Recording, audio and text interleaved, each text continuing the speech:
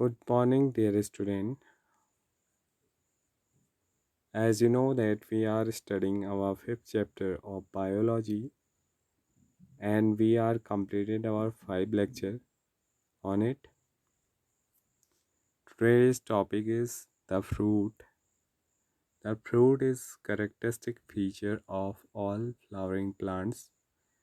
जितने भी flowering plants हैं केवल वो ही फ्रूट्स को बेयर कर सकते हैं। इसके अलावा बाकी जो प्लांट्स के दूसरे फाइलम हैं जैसे एल्गीज, ब्रायोफाइट्स, टेरिडोफाइट्स, जिम्नोस्पर्म, इन सब में फूड का डेवलपमेंट नहीं होते हैं। तो ये एक करेक्टरिस्टिक फीचर है किसका, फ्लावरिंग प्लांट्स का। इट इज़ अ मैच्योर और rapid ovary develop after fertilisation.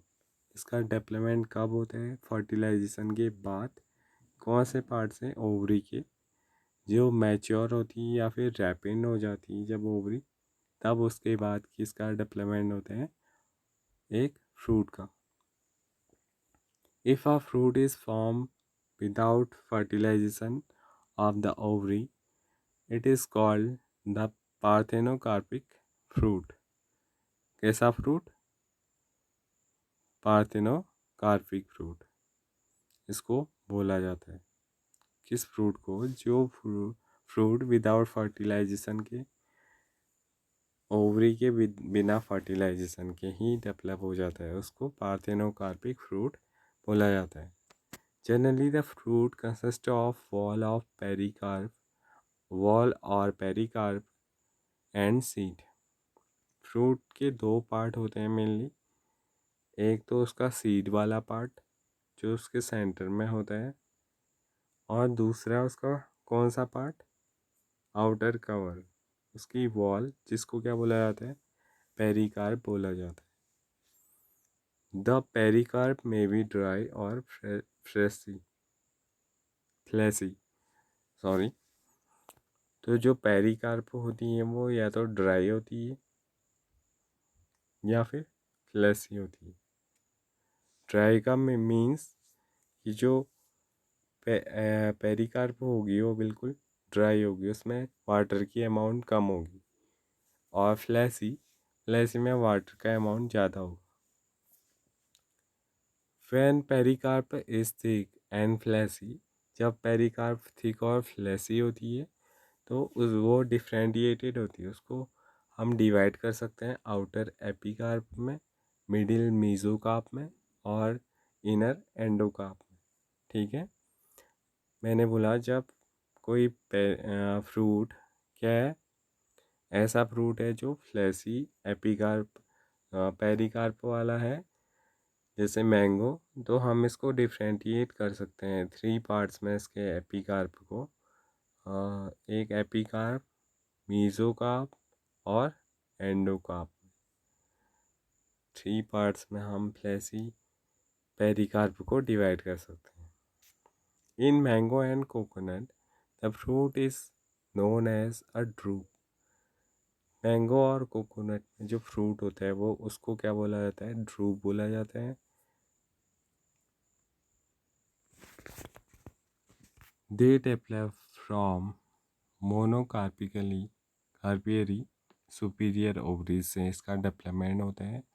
And are one seated, और इनमें केवल वन सीट पाई जाती है। जो ड्रूप वाले जो फ्रूट्स होते हैं उनमें केवल वन सीट पाया जाता है। The mango the pericarp is well differentiated into the outer thin epicarp. जो मैंगो का आउटर कवर है वो किसका बना हुआ है, उसका थिन एपिकार्प का बना हुआ है। और मिडिल जो खाने वाला एडेबल जो पार्ट है वो मीजोकार्प का बना है। और इनर स्टोनी हार्ड जो पार्ट है जो सीड का कवर बनाता है वो एंडोकार्प वाला पार्ट है। In coconut which is also a drupe the mesocarp is 5 days। और कोकोनट की अगर हम बात करें वो भी एक ड्रूप है, तो उसका मीजोकार्प कैसा होता है, 5 days होता है। Next is the seed.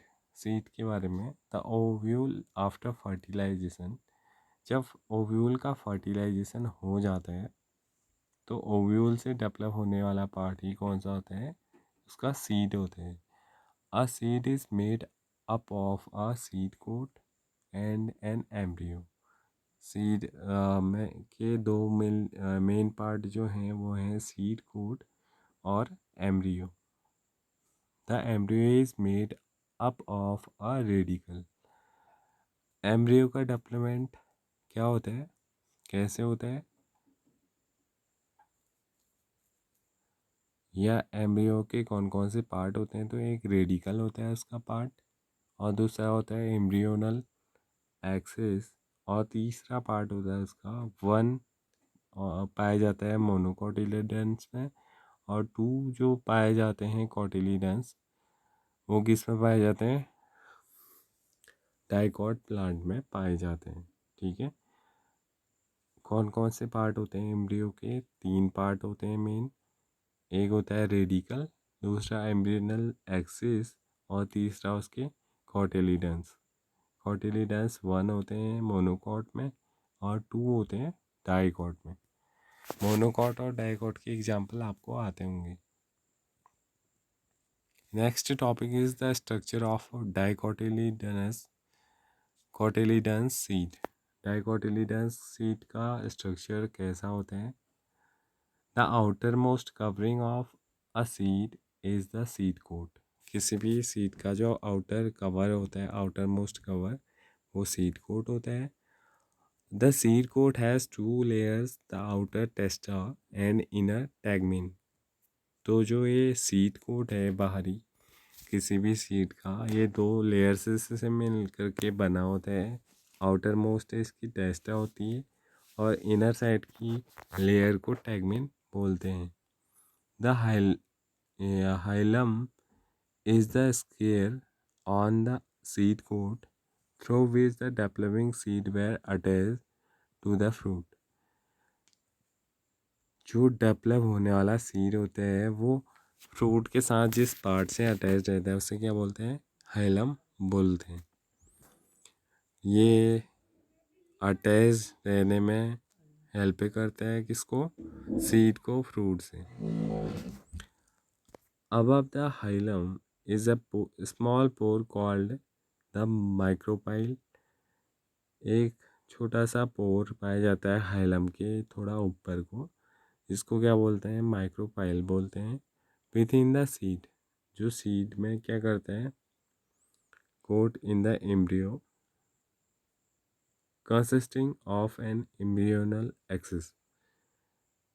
Seed coat में एक जगह एक पार्ट होता है एम्ब्रियोनल एक्सिस वाला, एंड 2 कोटिलिडन्स वाले भी उसमें पार्ट दिखाई देते हैं। The cotyledons are often fleshy और full of reserve food material.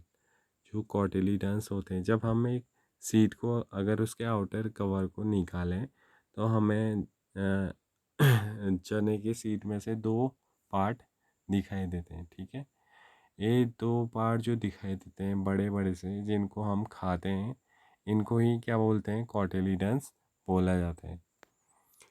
ठीक है, और कोटिलिडन्स क्या होते हैं, वो वहाँ पर खूब सारा food material, reserve food material embryo के, जब तक उसमें स्पोरेशन की प्रोसेस ना हो जाए तब तक उसको एम्ब्रियो को फूड प्रोवाइड कराने वाले पार्ट हैं cotyledons.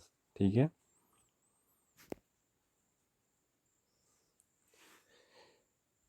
At the 2 end of the embryonal axis.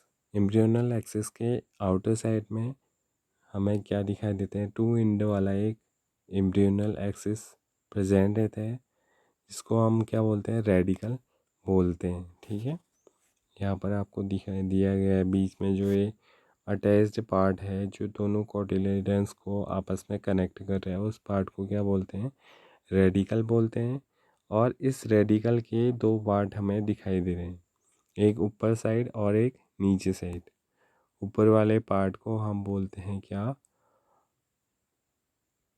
Plumule, और नीचे वाले भाग को बोला जाता है रेडिकल। रेडिकल वाले पार्ट से रूट डेवलप होती है। जब स्पोरुलेशन की प्रोसेस होती है तब, और प्लूम्यूल से पूरा स्टेम डेवलप होते हैं।